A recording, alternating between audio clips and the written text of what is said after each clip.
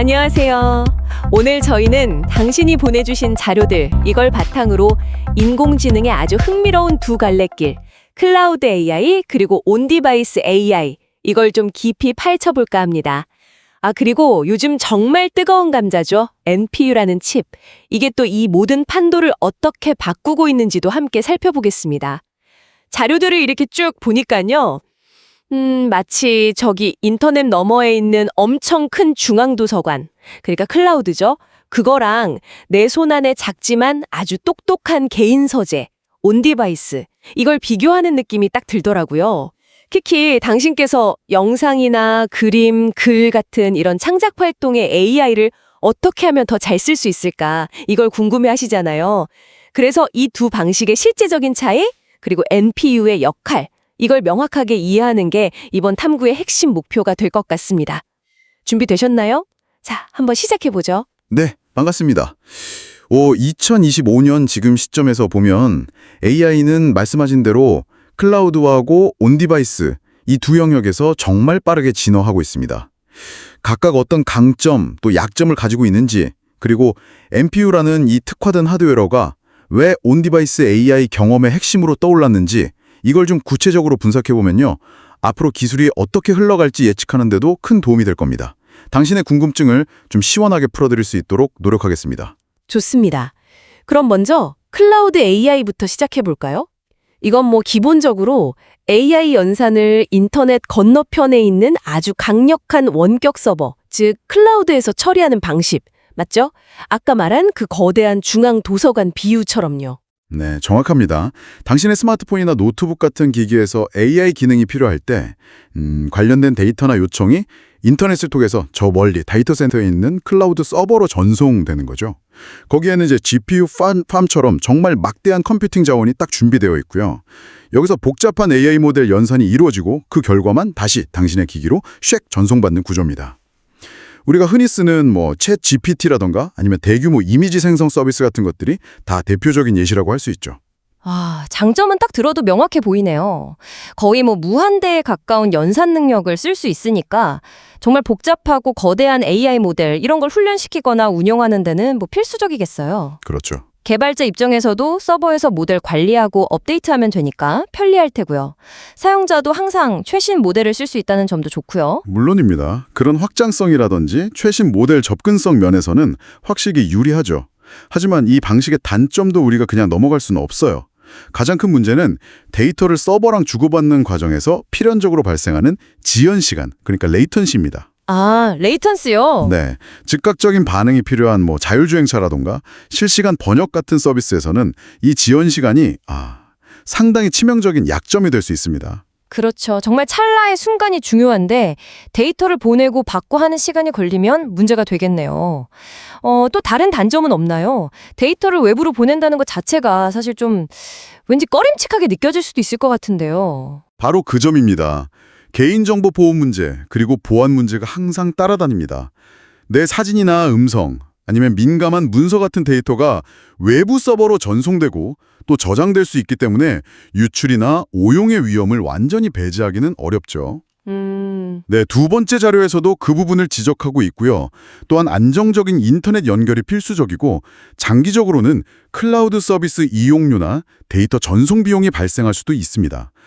그리고 이 거대한 데이터 센터를 운영하는 데 들어가는 막대한 전력량, 이것도 환경적인 측면에서는 좀 고려해야 할 문제고요. 그렇군요. 강력하긴 한데 속도, 보안, 비용, 연결성 등등 신경 쓸 부분이 꽤 많네요. 자, 그럼 이제 반대편으로 가볼까요? 온디바이스 AI, 이건 말 그대로 기기 자체에서 AI 연산을 처리하는 내 손안의 개인 서재 같은 개념이라고 하셨죠? 맞습니다. 엣지 AI라고도 불리는데요. 네트워크 연결 없이 당신의 스마트폰, 노트북, 스마트워치 같은 기기 내부에 탑재된 프로세서를 사용해서 AI 모델을 실행하는 방식입니다. 데이터가 기기 외부로 전혀 나가지 않고 내부에서 모든 처리가 완료되는 거죠. 바로 여기서 NPU가 등장하는 거군요. 그렇죠. CPU는 일반적인 작업, GPU는 그래픽 처리에 특화되어 있다면 NPU, 즉 신경망 처리 장치, 뉴럴 프로세싱 유닛은 오직 AI 연산, 특히 학습된 모델을 사용해서 결과를 뽑아내는 추론, 인퍼런스 작업, 이걸 위해서 태어난 칩이라고 이해하면 될까요? 네, 정확한 이해입니다. CPU나 GPU로도 물론 AI 연산을 할 수는 있습니다. 하지만 NPU는 신경망 알고리즘 처리에 아주 최적화된 구조를 가지고 있어서 훨씬 적은 전력으로 훨씬 더 빠르게 AI 추론 작업을 수행할 수가 있어요.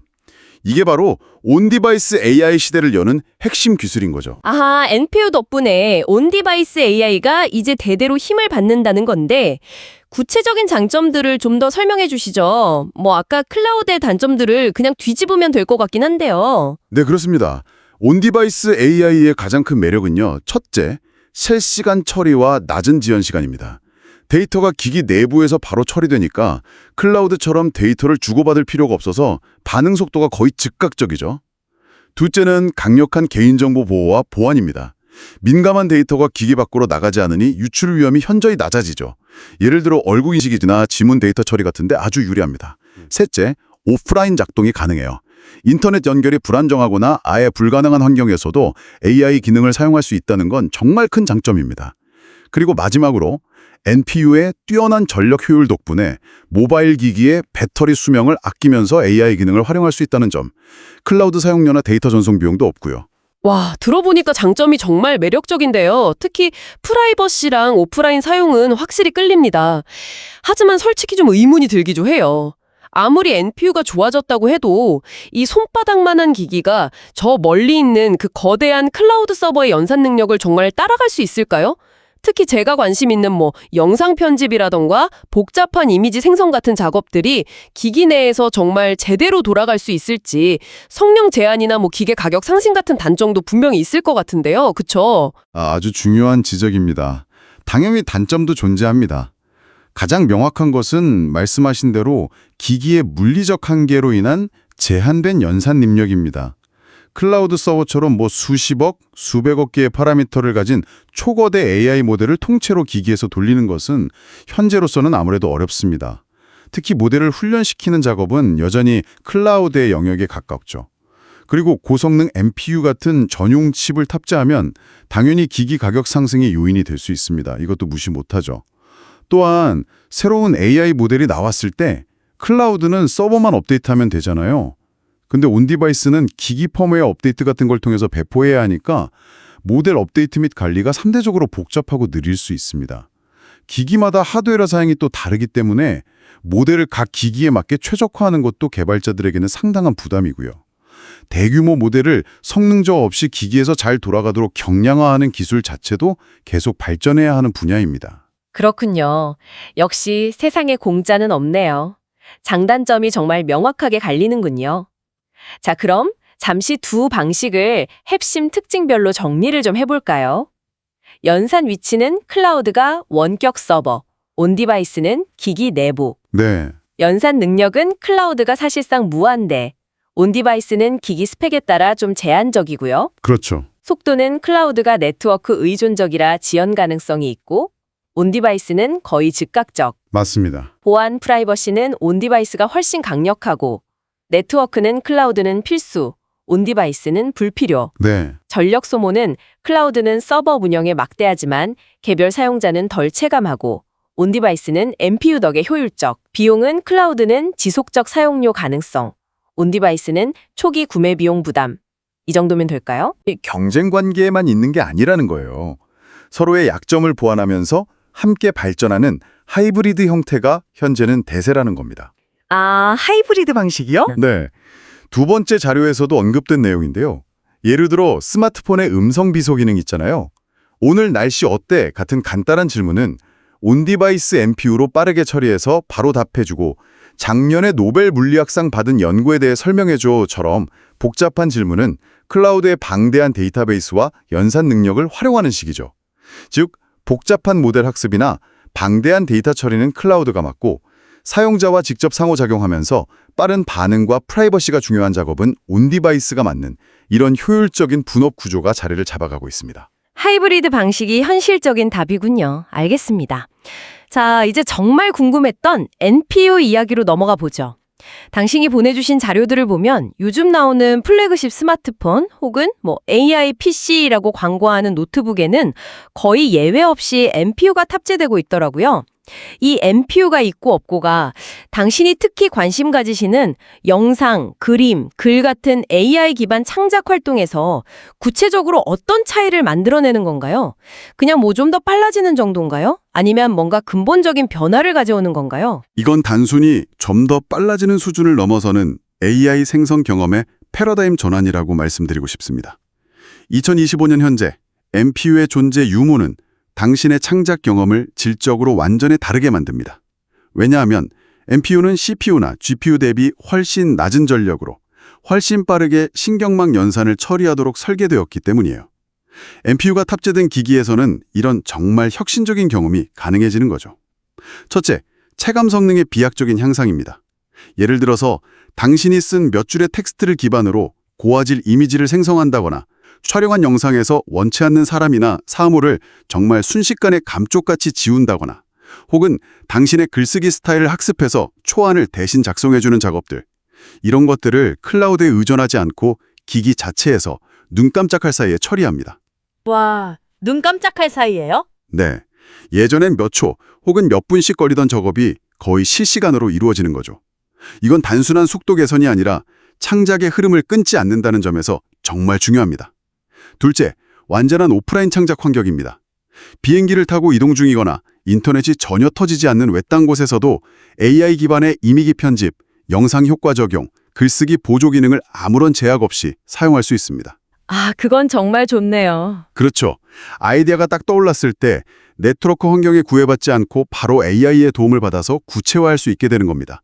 당신의 창작 활동 반경이 물리적인 제약을 넘어서게 되는 거죠.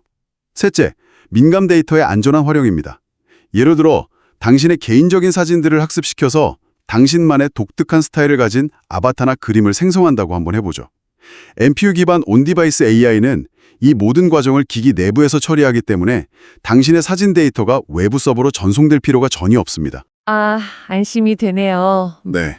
당신의 글쓰기 습관, 대화 기록 같은 지극히 개인적인 데이터를 활용한 AI 기능도 안심하고 사용할 수 있게 됩니다. 개인 맞춤형 AI 결과물을 프라이버시 침해 걱정 없이 얻을 수 있다는 것은 정말 엄청난 장점입니다. 마지막으로 압도적인 전력 효율입니다.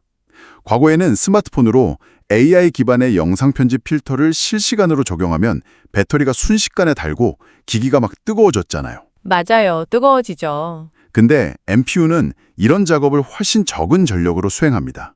따라서 배터리 걱정 없이 장시간 AI 기능을 활용한 창작 활동에 몰두할 수 있게 되는 거죠. 와, 설명을 쭉 들어보니 NPU가 정말 게임 체인저라는 생각이 확 드네요.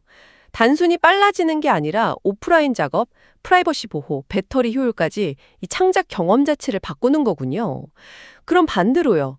NPU가 없는 구형기기에서는 이런 작업들이 아예 불가능한 건가요? 아니면 그냥 많이 느리고 불편한 정도일까요? AI 연사 자체는 CPU나 GPU를 이용해서 어떻게든 시도해 볼 수는 있습니다. 실제로 일부 기능들은 소프트웨어적으로 구현되기도 하고요. 하지만 NPU 없이 CPU나 GPU에 의존할 경우 당신이 체감하는 경험은 현저히 떨어질 수밖에 없습니다. 첫째, 속도가 매우 느립니다. NPU가 몇 초 만에 처리할 일을 CPU나 GPU는 몇 분이 걸릴 수도 있어요. 복잡한 작업일수록 그 차이는 더 커지겠죠. 아, 답답하겠네요. 네. 둘째, 전력 소모와 발열이 심합니다. 이는 배터리 사용 시간을 크게 단축시키고 심한 경우에는 발열 때문에 기기 성능이 더 저하되는 스로틀링 현상까지 발생할 수 있습니다. 결국 NPU가 없는 기기에서 복잡한 생성형 AI 기능을 원활하게 사용하기는 매우 어렵다고 봐야 합니다. 사용자는 답답함을 느끼고 결국 클라우드 기반 서비스로 돌아갈 가능성이 높죠. 그렇게 되면 다시 클라우드의 단점들, 즉 지연 시간, 프라이버시 우려, 인터넷 필수, 잠재적인 비용 문제 등을 다시 감수해야 하는 거고요. 또한 기기 자체의 연산 능력 한계 때문에 NPU 탑재 기기에서 가능한 고품질 고해상도의 결과물을 얻어 어려울 수도 있습니다. 네, 명확해졌습니다. NPU는 단순한 성능 향상 칩이 아니라 온디바이스 AI 경험의 질을 결정하는 핵심 요소이고 이전에는 정말 상상하기 어려웠던 기기 내 고품질 AI 생성 시대를 여는 열쇠라고 봐야겠네요. 특히 영상, 그림, 글 작업처럼 즉각적인 피드백과 프라이버시가 중요한 창작 활동에서는 그 차이가 더욱 크게 느껴질 것 같습니다. 오늘 저희는 클라우드 AI와 온디바이스 AI의 특징과 장단점, 그리고 이 둘을 자연스럽게 잇는 하이브리드 방식에 대해 알아봤습니다. 특히 NPU라는 이 강력한 엔진 덕분에 온디바이스 AI가 어떻게 속도, 보안, 편의성을 혁신하면서 우리의 일상, 특히 당신의 창작 활동 가까이 다가오고 있는지 확인할 수 있었습니다. 네, 정리하자면 그렇습니다. 클라우드는 여전히 대규모 AI 모델 개발과 학습의 중추적인 역할을 수행하겠지만 사용자가 일상에서 직접 느끼고 활용하는 AI 경험은 NPU를 탑재한 온디바이스 AI가 점점 더 주도하게 될 것으로 보입니다. 2025년 현재 NPU는 AI를 더 빠르고 더 안전하며 당신에게 더 잘 맞춰진 형태로 제공하는 핵심 동력이라고 할 수 있습니다. 당신께서 앞으로 새로운 기기를 고려하시거나 AI 기반의 창작 도구를 선택하실 때 이 NPU의 존재 유무가 작업의 효율성과 가능성의 범위를 정말 크게 좌우할 것이라는 점을 꼭 기억하시면 좋겠습니다. 네, 오늘 나눈 이야기들이 당신께서 앞으로 AI 기술의 변화를 이해하고 또 직접 활용하시는데 실질적인 도움이 되었기를 진심으로 바랍니다. 마지막으로 이런 질문을 한번 던져보면서 마무리할까 하는데요. 만약 기술이 더 발전해서 오직 당신의 기기 안에서만 데이터를 학습하고 당신만을 위한 아주 독창적인 결과물을 만들어내는 진정한 로컬 AI 비서 혹은 창작 파트너, 이런 존재가 보편화된다면 과연 우리가 생각하는 방식, 창조하는 과정, 심지어는 자아 정체성까지 어떻게 변화하게 될까요? 와, 정말 흥미로우면서도 아주 깊은 질문이네요. 어쩌면 AI는 단순한 도구를 넘어서 우리 자신을 비추는 또 다른 거울이 될지도 모르겠습니다. 이 질문에 대한 답은 앞으로 기술의 발전과 함께 우리가 직접 경험하면서 찾아가야 할 그런 여정인 것 같습니다. 오늘 탐구는 여기서 마치겠습니다. 함께 해주셔서 감사합니다.